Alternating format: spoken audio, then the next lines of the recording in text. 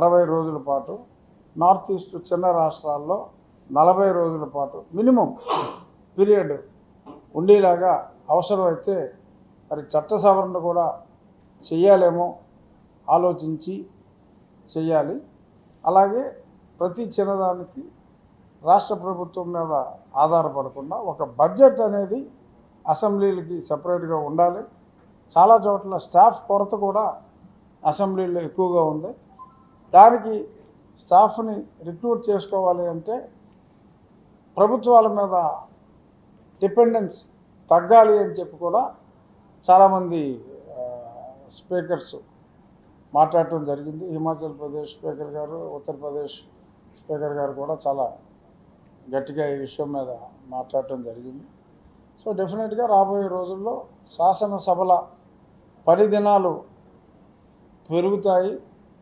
సభలో అందరూ పార్టిసిపేట్ చేయాలి అనే దృక్పథం అయితే శాసన సభాపతులు అందరిలో అయితే వచ్చింది. మరి రేపు రాబోయే అసెంబ్లీ సమావేశాలు 18వ తారీఖు నుంచి సెప్టెంబర్ 18 నుంచి ఆంధ్రప్రదేశ్లో కూడా సమావేశాలు ఉంటాయి 10 రోజులకు పైగా. సో మరి